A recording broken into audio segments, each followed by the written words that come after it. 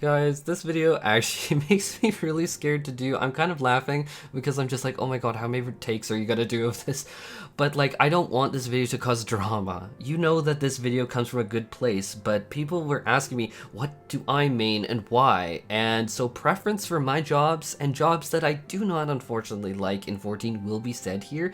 This is not a personal attack on jobs, this is not some weird vendetta, but every job, I should say, is more than fine in 14. We are actually so balanced here. But this video is inherently about what I enjoy versus what I do not enjoy, so please have mercy on me. This really does come from a good place, guys. So while I was thinking maybe I could turn this into like a funny meme, like tier list with jokes and stuff, I'm just instead just gonna give it to you super real, super raw, and explain what I main and the truth of why, which actually genuinely might shock some people because it's a little bit more complex than you'd think. And yes, I have a tendency to overcomplicate things, but I mean it. See what I mean soon. So with a lot of new players coming into 14, I've been asked what the secret sauce is.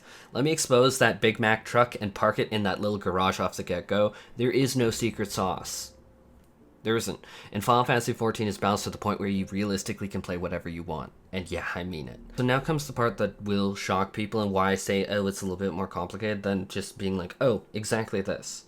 I don't main a single job. Instead, I really do have pools of jobs that I am open to playing given whatever situation arises. Because as we all know, playing MMORPGs for a long while, people have different wants, people have different needs, and likewise, it's nice to be a little bit more flexible just to make sure that everyone's as happy as can be. Which, when I talk about job pools, always sounds funny to a lot of people, but in Final Fantasy XIV, where you have a range of options, especially when you've leveled them all to cap, geared them up at least somewhat adequately, mind you, you can always use crafted gear and pentameld it, that's always an option, and then played them to endgame with proper rotations, it really does become more of a game of option pools rather than, oh, I specifically main this. I honestly find that this is one of the biggest shifts for people who come from World of Warcraft, especially Mythic Raiders who prepare multiple alts, because say a balanced druid with their AoE in patch 9.0 might have been really good in AoE situations with multiple targets in a raid, but say they have a marksmanship hunter back in 9.0 to swap to. Actually, if memory serves me right, Preach did that with the marksman hunter and then having the balanced druid alt for mythic progression. I might be wrong, but if memory serves me right. But in 14, all of this is on one character, and it is possible. So it means you mostly have pools now. Speaking about pools though, why I often say this is because if you play one healer, you can share that gear other than the weapon across all the other healers. Yeah, of course you're gonna have, oh, I want a little bit more piety on this one. Oh, I have a little more direct hit on this one. At the end of the day, secondary stats do matter, but not enough that I'm gonna really futz on that point and be like, oh, the pools don't really exist. They do. Such as for me this tier, I am playing range DPS.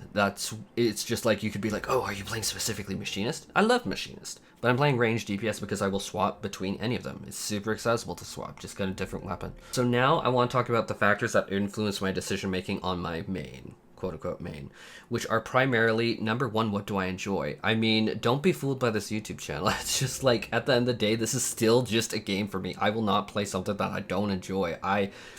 And that's just the honest truth. I need to enjoy what I'm doing. That's why I made this channel in the first place, was because I'm having fun, because I want to connect to the community. And trust me, I'm not... God, I wish this was making enough money to do something. Guys, I'm not making money, so number one is what do I enjoy? This is a game for me. I'm having fun here. Second thing is what does the raid group really need? And this can be like, oh, raid group member A needs to play tanks. Raid group member B really hates tanks, so you don't have that co-tank. Group member B really doesn't want to play magical range DPS. And so based upon the needs of the group, you kind of can flex. The third factor is a little less of a factor because generally speaking, utility is mostly shared within a category, such as all range DPS are going to come as silence. They are going to come with a 10% party-wide mitigation. But you can argue, oh, curing waltz weaved in with improvisation for an extra stacked group heal boost can be useful. But at the end of the day, that's not why I'm going to pick a dancer over something else. Now, the fourth factor is actually a little bit more important, and especially because I've played so much range DPS that I need to think about the approach of the group towards DPSing. Is the entire group doing super well then I might pick a bard. Should I be more selfish though, because the group might be struggling and floundering a bit? Machinist. But if I have one super powerful hypercare like a samurai or a black mage, okay, I'm gonna probably look at dancer. So first up is what I enjoy, and this is truly, genuinely all personal preference. I cannot explain it any more than I have already, guys. Like, you know this comes from a good place. You know that I'm not trying to, like, cause drama with this job or that job. I love all the jobs for different ways, but at the end of the day, I need to make this video based off of what do I see myself progging the Epic of Alexander for potentially months on end and being happy with the entire time, rather than, oh, I'd be good with it for 3 weeks. If I'm gonna be okay with something for 3 weeks, but I couldn't make it to a full T-prog, I'm not gonna say that I'm gonna play it. I hope that you hold me to that standard. The list of all jobs. I can cut the ones that I don't see myself being happy on months on end for. I can do a few weeks flexing, sure, but I'd be miserable and counting the wipes until we clear after about the 3rd week. Then there are a few jobs that I might consider playing that I'll circle in purple, and I'm probably gonna set this up in a tier list after during editing. These are highly situational though, and I'd prefer in general to not play them. This leaves me with Paladin and Gunbreaker tanks that in my opinion have significantly more involved DPS rotations, which is more engaging to me. Scholar and AST because I like proactive healers and I enjoy the card system and fairy system more than say direct healing.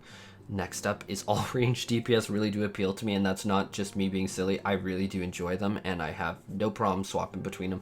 Lastly, we are on Summoner, who alongside Scholar I would actually call my main. So we actually have pools of options here, and that's why I said pools of mains. Now you guys can probably see what I meant. Like, what does the group need? Oh, they need a tank? Okay, I have those options. Paladin, Gunbreaker. Healer, Scholar, AST. Melee, it's probably Samurai.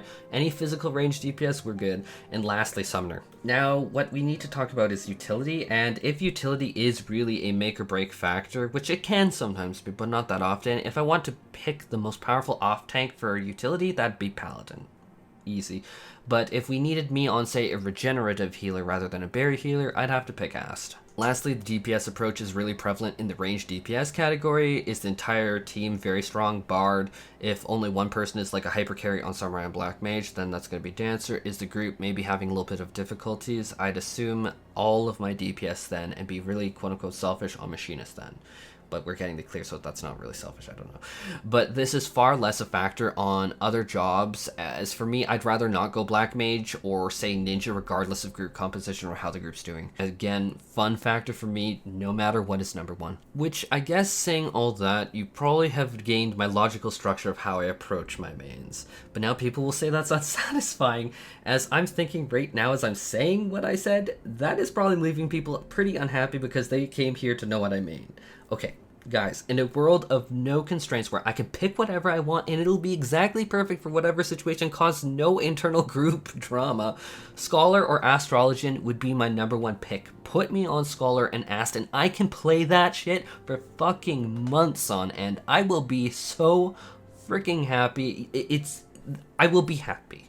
Period. I love them. The healing with the juggling multiple tasks. In fact, I love it so much that for like, I'm actually literally looking into making my own static when hopefully the website's launched and all these things. Just when all the ducks are lined up in a row, I'm going to be making my own static where it's just like, I am going to be the barrier healer and my boyfriend Emet is going to be the white mage. He really loves white mage, and it's going to be us co-healing. And whenever Sage comes out, I'm probably going to main that too, alongside Scholar. Now, this is followed up extremely closely by Summoner, which is my absolute tippy-toppy, beyond anything, beloved DPS. And if it could heal, it'd probably be my all-time number one. And no, the Phoenix heal doesn't really count. You can't heal a group through Savage with that. But the complexity, the variety of gameplay, the BAHAMUT into the Phoenix life cycles, oh my god, I made the Summoner Ultimate Guide that so many people reference because of the detail, because I fucking love the Summoner. I could play this for months and I'd be happy. I'd be like, yeah, this is baller. I love it. And next up would be Bard, which is on par with Machinist. And I love these two beyond words. I eagerly swap between them. They make me so happy to play. They are definitely lower than the other ones, but oh my god, I still love these guys. These are so fun. Now, following the Bard and the Machinist is Gunbreaker, which is just badass to say the least. And then Paladin, just slightly behind it. They're basically at the same thing, but Gunbreaker wins out just a little bit. Lastly, landing me on Dancer, which, yeah, I enjoy the buff fantasy and it was fun to play, but I find myself generally needing more. It's just on the cusp of landing in purple, but I can see myself enjoying it for a few months. So yeah, the parked Big Mac truck sauce, the truth is that you can play whatever you want and enjoy them, and my truths and my reasons for maining what I want to play really ultimately is purely preference. It's one of the great things about 14.